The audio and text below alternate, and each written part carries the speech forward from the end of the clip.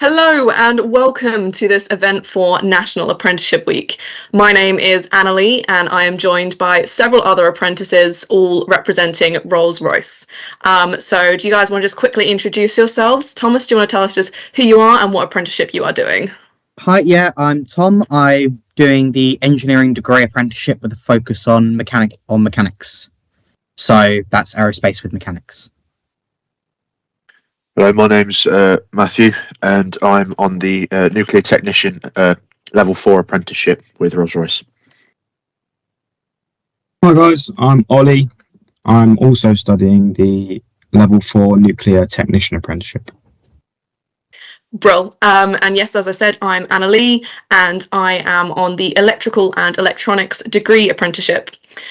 So we're just going to start off by telling you a bit about ourselves, about what it means to be an apprentice at Rolls-Royce, and how we got here. But then most of the evening is basically just going to be us answering your questions. So any questions that you have, feel free to drop them in at any time and we will be responding to those throughout the evening. So my route of actually coming to join Rolls-Royce was fairly straightforward.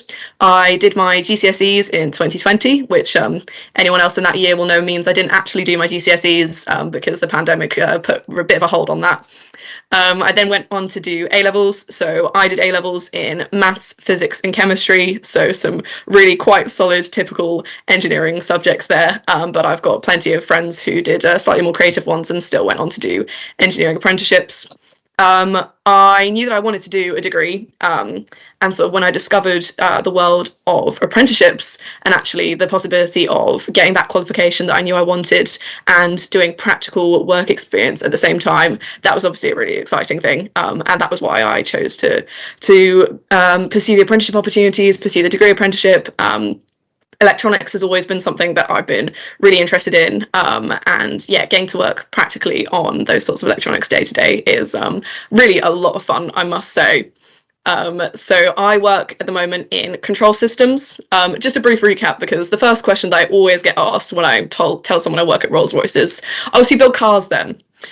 No, we do not build cars anymore. We work primarily in civil aerospace, and we also do a lot of defense aerospace. We do some submarines, helicopters, anything that flies, we probably build engines for it. So at the moment, what I work on is the engine controllers, which, yeah, really, really exciting role, really exciting job. Yeah, Tom, do you want to tell us a bit about your apprenticeship? Yeah, of course. So like Hannah, I went in through your standard GCSE 2020 intake of A-levels, then through that. My A-levels were maths, physics and electronics.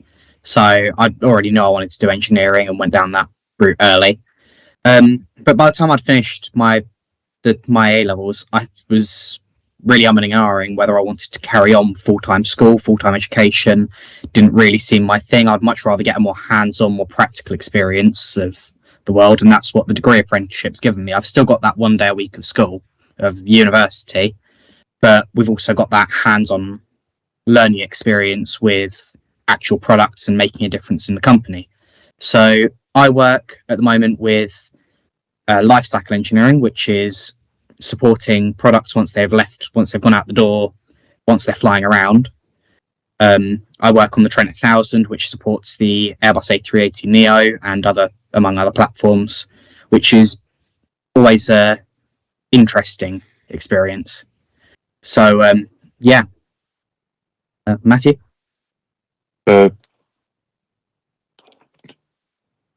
Sorry, may you repeat the question? I was just writing something down.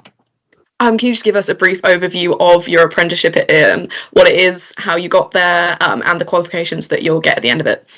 Right, sorry. So I might have, this might be viewed as an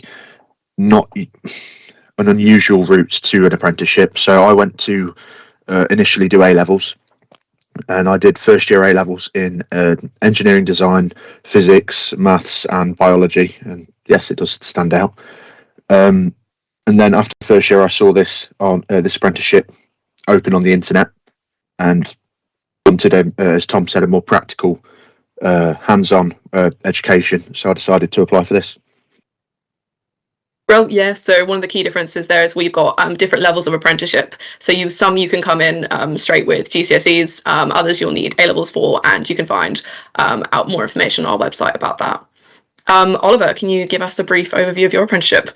Absolutely. So, my apprenticeship is very much similar to Matthew's apprenticeship. We're on the same course, we're in the same cohort. So I'm just going to give you a bit of a rundown of what it actually means to be on the apprenticeship. So it's a 4-year apprenticeship. Over the 4 years, we work in the Nuclear Skills Academy in Derby. We work in Rainsway, the Rainsway site in Derby as well. But on Rainsway, we get into all the different areas of the business in the nuclear business during our placements. So our placements start in our 2nd year, and we rotate in different 6-month blocks, and we work in the different areas around the business. So we get a very, very wide variety of different areas of the business, and we get to decide at the end of our apprenticeship which placement block or which area of the business we liked working in most, and we get to decide what route we want to go down after the apprenticeship. Just to give you a bit of a rundown of how I got into my apprenticeship. So I actually did not very well in my A-levels. I was not enjoying it at all. So I did my GCSEs, did very well in my GCSEs, and went on to do my A-level qualifications, because for me that was the most natural thing to do, was go on and do my A-levels. It was very much all of my teachers were saying, go and do A-levels, that's going to be the best route for you, that's going to be the way to get into university, and it's almost like a typical traditional route. So I went on to do my A-levels. I actually did 5 A-levels. So I did maths, further maths, physics, computer science, and geography. So I did lots of A-levels. Admittedly, I bit off way more than I could chew.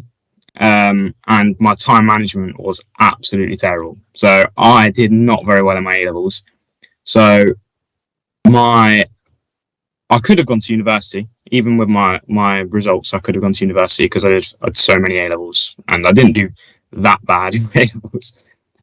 So I could have gone to university, but for me, I didn't enjoy exams. Exams for me were not my favourite thing in the world. So I needed a more practical route into work. And the apprenticeship was absolutely the golden opportunity for me. It was a free qualification paid for by the company, and you're also working towards something really significant, which is the protection of the UK. That is, for me, the perfect opportunity. Brilliant. So obviously, as you said there, Ollie, you get to go around all these different placements, and at the end, sort of you get to choose which area of the business you want to work in. What actual qualifications will you have at the end of your apprenticeship? Okay, so we do 2 qualifications in the nuclear technician apprenticeship. So we do a level 3 MVQ, which we do in our 1st year. That is a level 3 manufacturing MVQ engineering qualification. So it's actually not nuclear, which is interesting. But our level 4 HNC that we do, that's the other qualification that we do, is also manufacturing. So I think that is almost to broaden our routes into the business. It means we have more variety when we get to pick our what area of the business we want to go into. If we do a manufacturing qualification, we get more variety. So it almost leaves it down to the candidate, the person that's deciding on what path they want to go into the business. Yeah, so we've as we mentioned, there's different levels. So obviously Ollie and Matt will get that HNC at the end, and that MVQ, and there's also the degree option, like me and Tom are doing. We've had a question come in here, and it's quite a big question. What is it like to work at Rolls-Royce? Tom, I'm going to throw that to you. What does it look like? What does it actually mean to be working for a company, for a brand that has such a big name? Well, it can mean quite a lot of things depending on what team you're working with, depending on what product you're working with. Just as the company, you walk in the front door the first day and you just can't believe it. There's the massive stained glass window. There's the museum of all the engines. When you go around you take your first tour around one of the production facilities, it's amazing. I went round our casting facility the other day, and it was just, you can't put it into words. It feels like kind of it's just, it's an opportunity. Like, I can't describe it any better than that. It's a brilliant opportunity to do what you love every day. I've been around multiple different teams. I've worked in experimental engineering. I've worked in thermal paint, which is a testing team, and I'm working in services now. And each of them have their own different paces and tempos and teams that you work with. It's a every part of the company is different, and every single part of it's a good opportunity and a fun challenge. Yeah, I couldn't agree more. I'd echo everything you said there. Another thing to mention is that we haven't just got all these engineering apprenticeships, and we have lots of different engineering apprenticeships, everything from non-destructive testing to electronics to nuclear to mechanical. And we also have a number available in actually business options. So we do some IT ones, some project management, supply chain, logistics, all these sorts of things. So there's a whole range that you can do there. So the next question, thinking more about the people who we've got listening to us today, is what do you think are the important qualities a student should develop? So I'm going to say a couple thoughts on that, and then I'm going to hand that over to Matt. So I would say when you're thinking about applying to an apprenticeship, is your knowledge is obviously important. Everything at school and at college is driven on that knowledge. You've got to learn for the exams, you've got to study all of that. That's an important skill. But when it comes to an apprenticeship, it's much more important who you are as a person, that you are dedicated, that you are going to be able to commit and work hard, and yeah, just a lot of those actual soft skills that people talk about a lot, and developing that sort of self-starting attitude as well, because one thing you learn when you come into a business is there's a huge spread of options before you, and actually what you get out of your apprenticeship, whilst it's set up for you to succeed, it also completely comes down to what you put in. So anytime that you come to if you get through to the actual interview stage of the application, what Rolls-Royce are going to be looking at is not just what you know, but actually, can we train you? Are you excited to be here? Are you going to be bringing enthusiasm and really wanting to work as part of a team? Matt, do you have any thoughts on that? Yeah, I do. You've hit the nail on the head there, to be completely honest. One more thing I would add was you've got to be eager about the job. You know, you've got to be eager to learn, to, you know, take experience from people that have more experience than you, and to, you know, just love what you do, really. You know, if you're into engineering, be eager to learn more and learn stuff about the business, and also to a certain level have, you know, good time management and discipline when it comes to what you do day to day, because, you know, the day may seem long and longer than school days, but trust me, when you start it, if you do get into an apprenticeship, the day flies by. So you've got to manage your time really well. Yeah, definitely would agree on that one. Next question we've had here is how much do you get paid? That's a great question. So a misconception is sometimes that apprentices are paid lower than perhaps other roles. Not so much the case at Rolls-Royce, so I can actually give you exact numbers. So the starting salary for an advanced apprentice is 14,000. For a higher apprentice, it's 17,000, and for a degree apprentice, it's 19,000. And each of those are your year one salaries. And unlike some other companies, those rise each year throughout the apprenticeship. So I think it's somewhere around $1 or $2 grand a year that goes up by over the course of your apprenticeship. And then you'll be starting on something much higher once you actually complete that role. So those are your specific figures for anyone who's interested in that specifically. And the next question is, how long is the apprenticeship for? Ollie, how long is your apprenticeship? 4 years. 4 years, yeah. So I think the case for all four of us is that they're 4 years long. I think we do run a couple that are 3 years, but that varies slightly from apprenticeship to apprenticeship. Most of them are that whole 4 years, and that's mainly because your time is split. So on the degree side, we have about 20% of our time is spent on our university course. And obviously the idea is that they're really complementing each other. Everything that we're learning at college, if you're doing a higher or advanced, or at university, if you're doing a degree apprenticeship, complements your working environment, and everything that you're doing in your working environment goes towards those qualifications as well. It runs really nicely alongside each other and helps you to build up those skills and qualifications. The next question is, do you have to go to university to get a job at Rolls-Royce? Ollie, going to swing that one back to you. No, you don't. The apprenticeships, or all of the apprenticeships, don't require you to go to university. They put you through your degree. They hire in the university. They bring the university to you almost. So at the Nuclear Skills Academy, we have a link to Derby University, and we have Derby University lecturers in the Nuclear Skills Academy. So it's kind of a yes and no, because you are kind of still doing your degree, kind of still doing your HNC, HND, but you're not going directly to university necessarily. So it's kind of a yes and a no. It's kind of like I'm not really answering a question, but I am. So it's a difficult one. No, that's great. Thank you.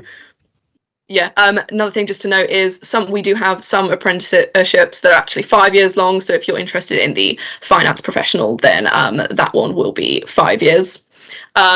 Just talking about different sites, actually. So these three guys are all based in Derby, which is our biggest site. As Ollie said, we've got that fantastic new Nuclear Skills Academy. I'm based in Birmingham, and I study at Warwick University, which is fantastic. Warwick's one of the top unis in the country, which is really great. In terms of actually what it looks like to be at Rolls-Royce with or without a degree, there are a huge number of people within the company, high-level managers who started off as apprentices. Whilst you're going through your career, everyone loves to tell you that they started off as an apprentice as well, and so very much it's not looked down on in the slightest. Like, you are treated just as much as any other member of the company. The next question: what subjects do you recommend to take as GCSEs to be an engineer at Rolls-Royce? Would we need English language, maths, science, and other sorts of things like that for an advanced apprenticeship? Matthew, can I give that one to you? Yeah, you can. Well, it's always important to have good maths and English, and that, as long as you've got those, you can do a lot of other stuff. For example, there's many apprentices on the course that don't necessarily have engineering based subjects, and they've still got on and they're doing their level 3, level 4 now. It's a bit of a misconception, because you can do English, maths, maybe physics or science, or whichever you've chosen, and a few other ones like geography or history, because they're usually mandatory. But as long as you've got the required grades, Rolls-Royce will do the rest and teach you what you need to know. Yeah, that is a brilliant thing that I would definitely say about the apprenticeship is when you step in the door on day one, everyone knows that you don't know anything. And we do have people who join the apprenticeship who have done jobs in the engineering sector already and actually coming in with a lot of experience, which is fantastic. But also plenty of them, like myself, have come straight from college or straight from GCSEs, and everyone's aware of that. And they are excellent at getting the balance of understanding that you need to be taught a lot, but also day one, getting you in there, getting you hands-on, and giving you responsibilities, but responsibilities that are appropriate for where you're at. So yeah, it's very, very good from that respect. Next question is an A-level in maths required for degree apprenticeships, especially for ICT roles? So off the top of my head, I believe, yes, A-level maths is required for the engineering roles, and I assume that is the case for IT as well. If you want to know about specifics, then you can find all about that on the Rolls-Royce careers website, which goes through all of the different programs which we have on offer and those specific qualifications. So it will vary from course to course, but I believe for most of the engineering degrees, you do need A-level maths, yes. Brill, so we're going to talk a bit about the application process now. So if I can get you guys to all cast your minds back to whenever it was for you that you applied. So for me, it was actually exactly this time last year. I was applying for my apprenticeship. I joined the company in September. I'm a first year. And yeah, so Ollie, can I get you to tell me a bit about your actual application process? Do you remember what that was like and any tips and tricks? Yes. So first thing first, you need to submit your application, your CV, your information, all your bits and bobs, all of your education kind of stuff. on the Rolls-Royce website. So there'll be an application search and apply sort of button on the website, which will take you to like a list of all the apprenticeships Rolls-Royce has to offer, and you choose which one you want to apply for. You click on that one and you fill out what you need to fill out on that page, and you send it off. And then Rolls-Royce will get back to you, and they will decide whether your application was adequate enough for the next stage, which the next stage is basically for my personal application. So when I was doing the nuclear technician application, mine was a logical reasoning and management kind of test, which is online, and you have to fill out basically a load of like little tick boxes, and it will tell you Matthew, can you give me an example, because I can't think of one right now, of like one of the questions we had to do on the application process test. Oh, hold on. I believe there was to test how we'd respond in different situations. The whole thing was based around an email or text response. Oh, that was it. Yeah. There was like you'd have mobile phone, wasn't it? Yeah. So there'd be colleagues that would text you certain jobs to do or scenarios within the business, and you'd get a multiple choice on how to respond back, and they view your response on that.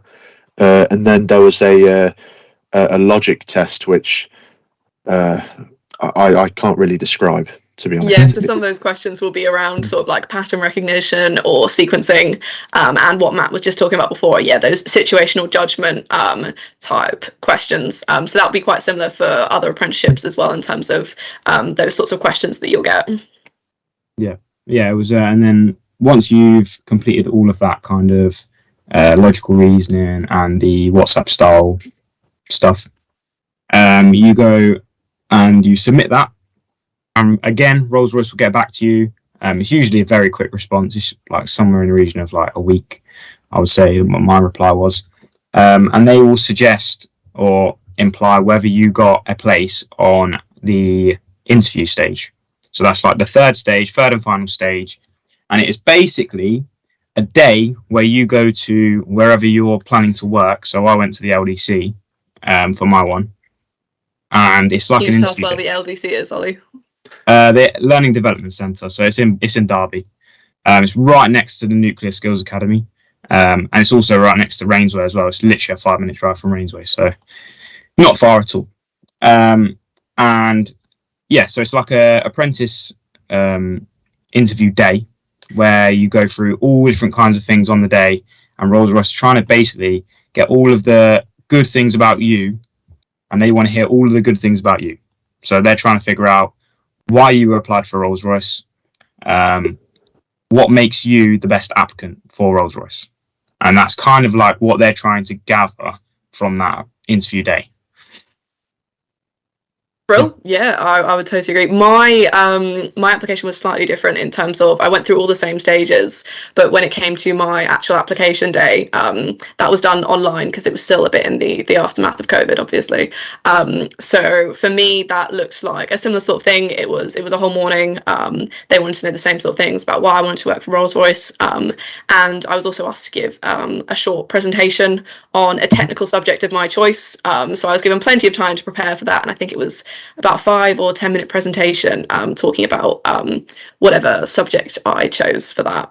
And then there was also a case study that we were given for my particular interview, and we had sort of some time to look at that in the actual interview that was done live, and then we had to respond to that situation.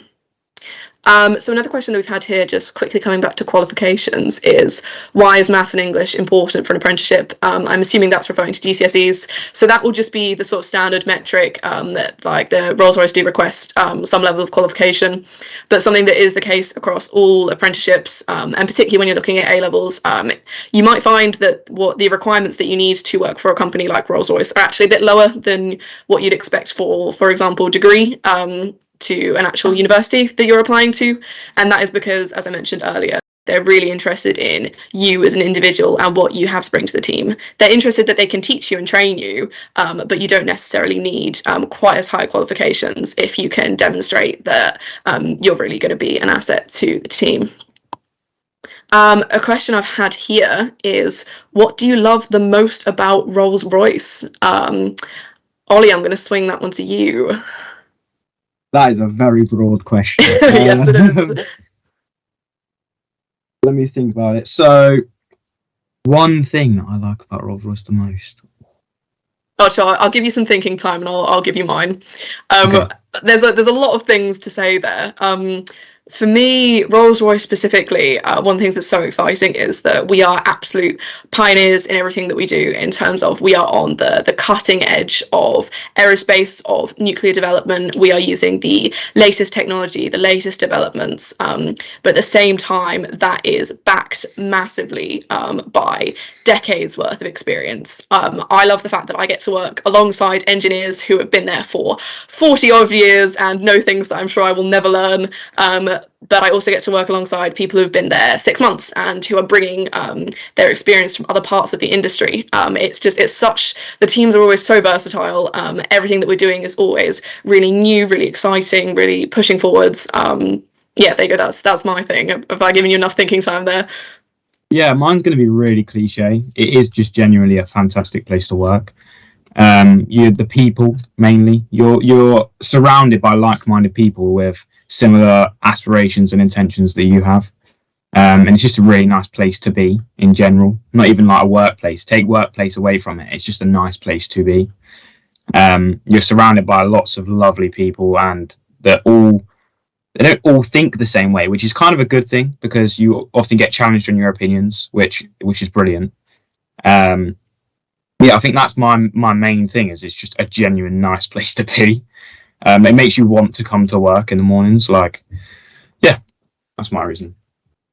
Yeah, I totally agree. It's much more exciting to get out of bed in the morning if you know that you're going to work somewhere that you love, to do a job that is great. One thing that I really love is I live right by the airport, and at the moment I'm working in civil aerospace. So on my when I'm just like going for a walk somewhere, I'll see the planes passing over and be like, yeah, I'm working on those. And in terms of job satisfaction, like that's a really exciting place to be. So we've had a specific question about the nuclear sector. So what drew Matt and Ollie to the nuclear engineering degree as opposed to other apprenticeships, and what enticed you to work in the nuclear sector? So Matt and Ollie are actually not on the degree program, they're on one of the advanced programs, and Tom is also working in the nuclear sector. So I'm actually going to throw, oh, sorry, Tom, you're not, my bad. So I will ask Matt, what enticed you to work in nuclear specifically? Well, I mean, it's the main reason is it is the future, as we've probably all seen on the news. You know, how far are we going to go with fossil fuels and all that, and then we've got nuclear, which is clean energy that we foresee for the next 50 years, maybe even more. I'm not too sure at this state. But it's another reason for where I work is just for your country, really. It's patriotic, because you're going to be helping your country for the next few decades. Evolve in this aspect of engineering, and to me, that's the reason I joined. Bro, that's great. Yeah.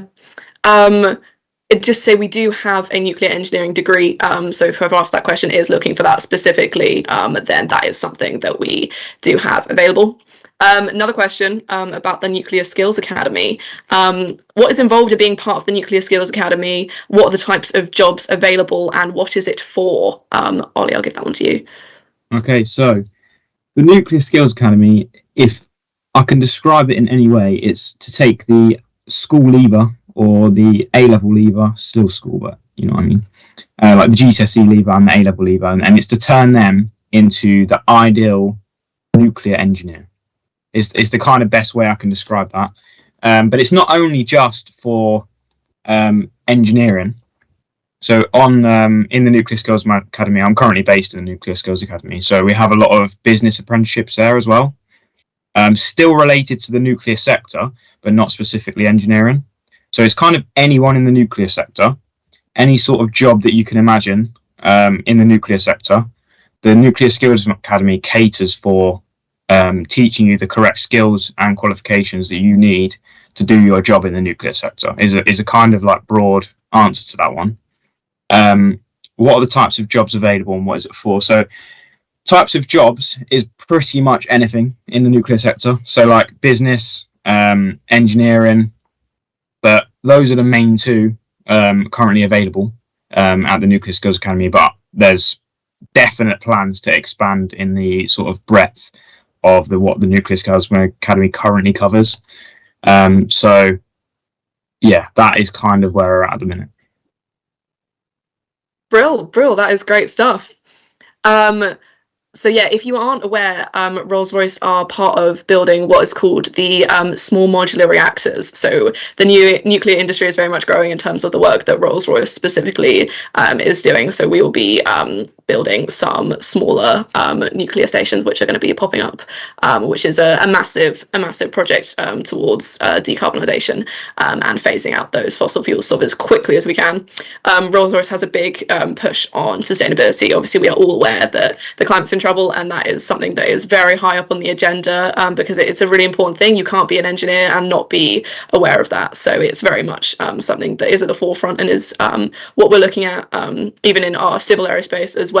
We're switching to sustainable aviation fuel where we can, and we're also working on hydrogen and electrification projects, which I can't say much about, but they're in the pipeline, and that's a very, very exciting things to be working on. So big question, which there are a lot of answers to. I'm going to throw this one to Tom. What are the benefits of an apprenticeship? So I'm going to take that from an apprenticeship over, for example, going on to further education, solely further education, or going straight into the workforce. Well, degree apprenticeship over solely further education. The big one is Rolls-Royce will pay for it.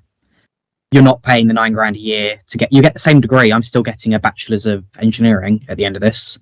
But I also don't have the £9,000 a year of debt from university. So there's the big one right away.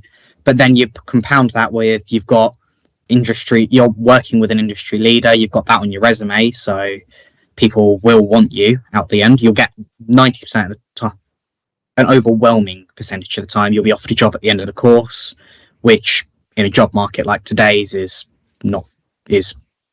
invaluable. You've got, when you're actually on the apprenticeship itself, you've got industry professionals working with you 24/7. I've got an entire team of people who've been specifically working on the engine that I'm doing since before I was born.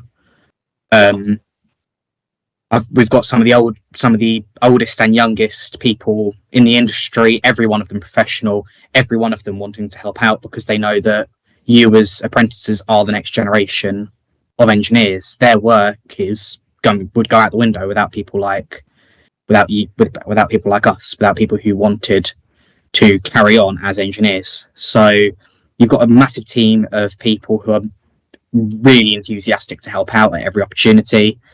You've got a degree that's paid for. You also get your college BTEC work that's paid for. So you just get experience and qualifications going on endlessly, and you have a great time doing it. You're working for a brilliant company.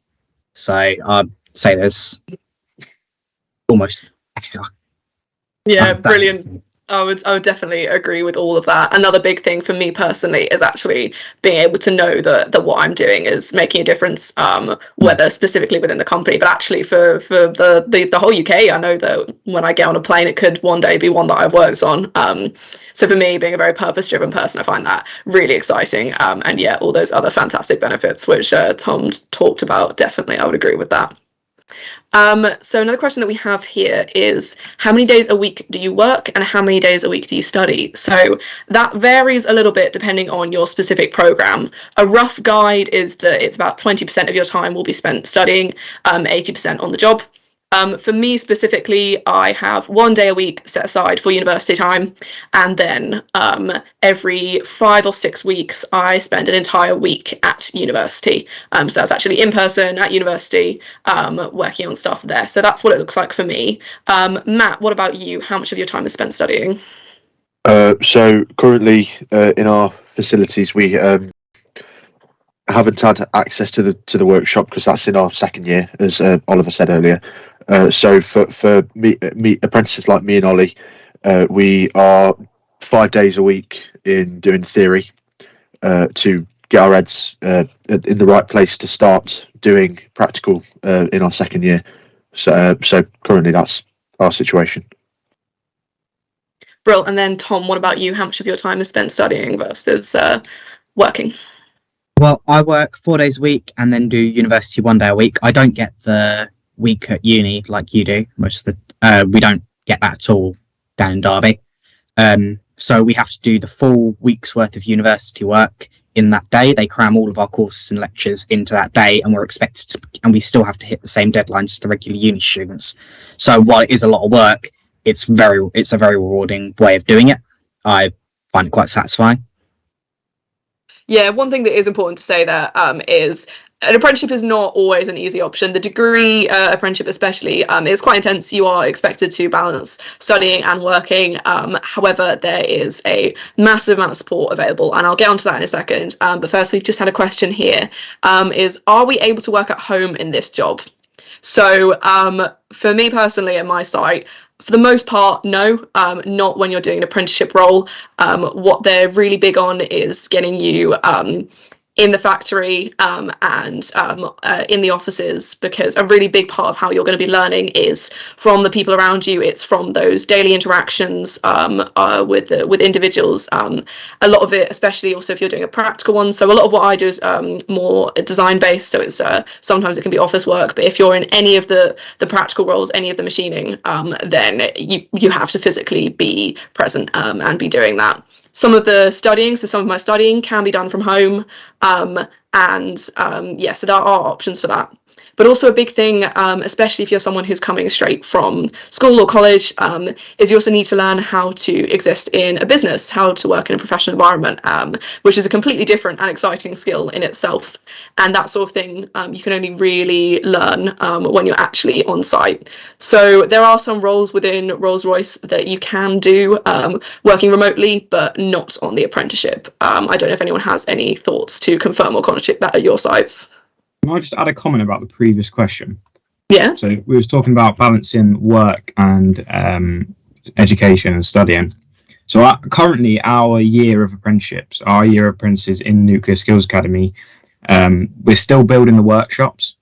So we don't have access to them as first years because they're not built yet. But by the time the candidates that are applying this year have applied and got into the academy, the apprenticeship will be available and the workshops will be open.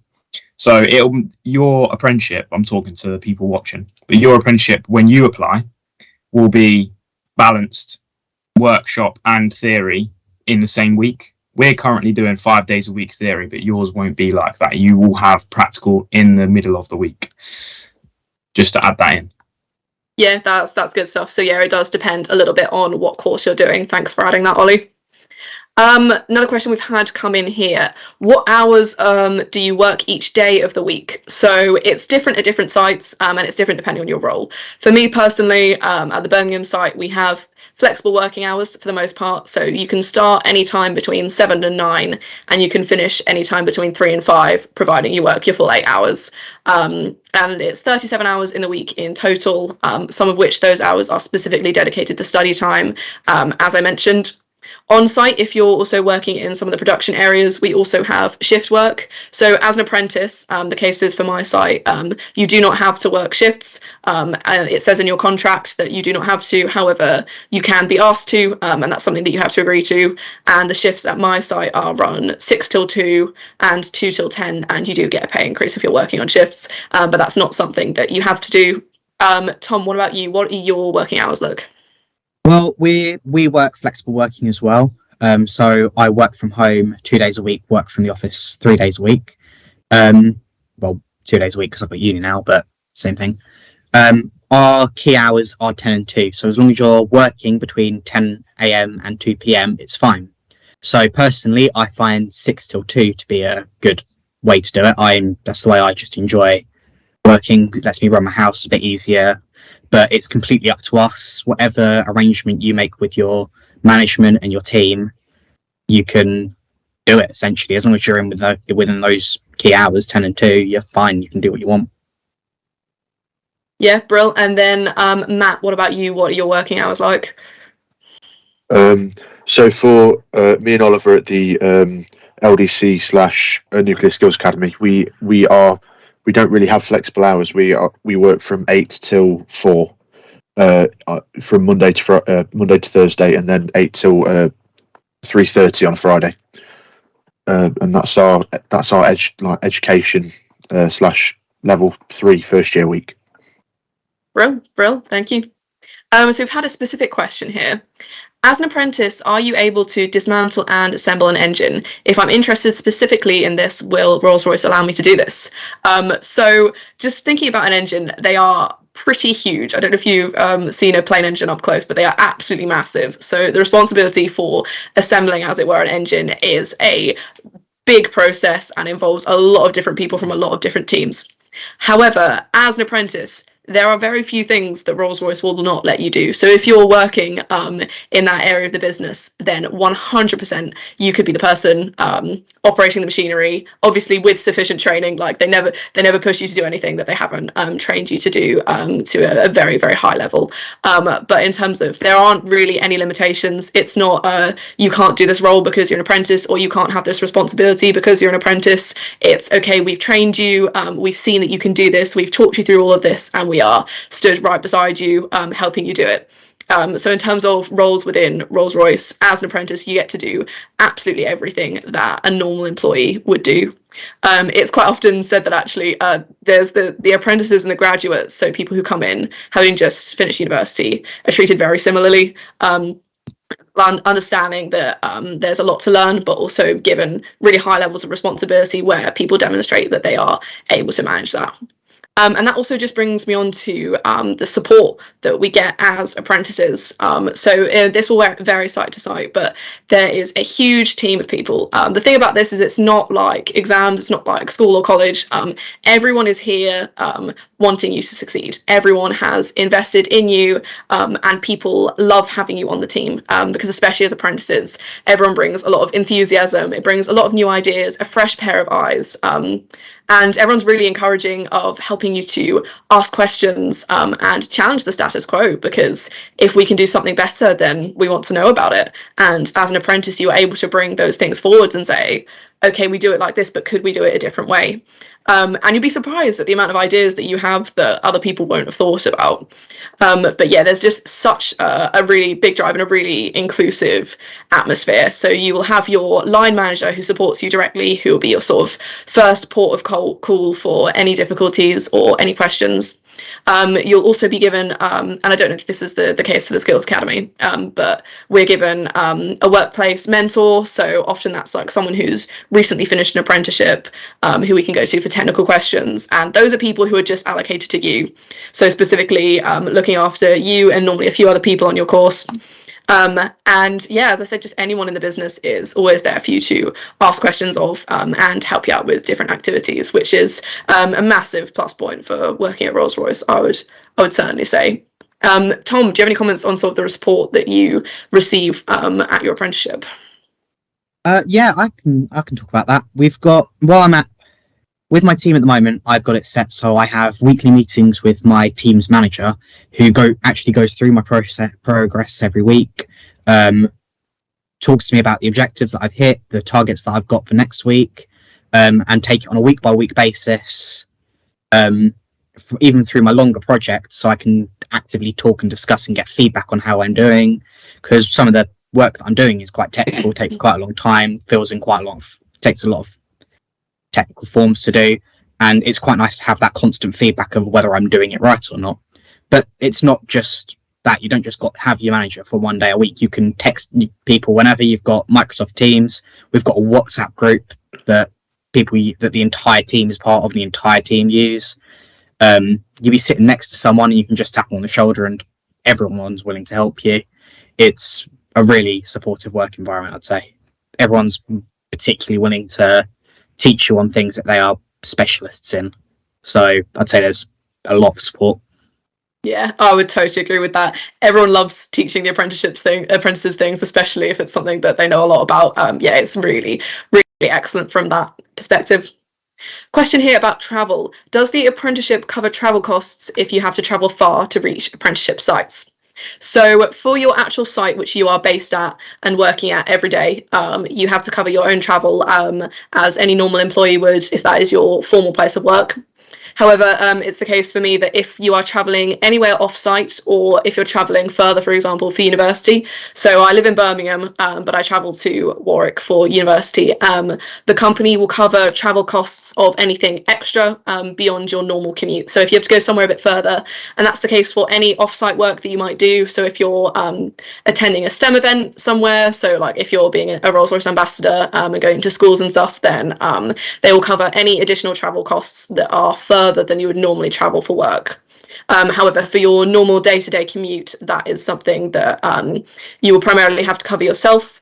However, there are also benefits available to all Rolls-Royce employees. We have some cycle to work schemes and some like employee car leasing schemes. So there are additional benefits that come from working with Rolls-Royce, which will also be available to you. So we've got about 10 minutes left this evening. So if you do have any more questions, get those in quickly and we will try and make it through all of those.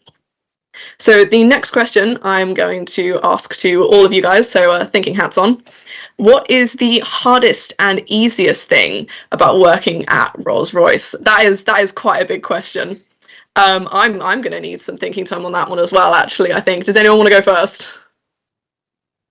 I could go.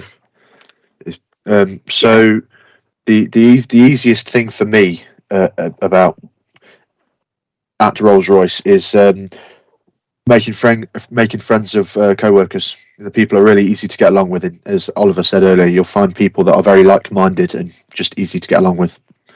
And the hardest thing will probably be the initial adjustment. So, for example, if you are coming from GCSEs or A levels, it's not an academic.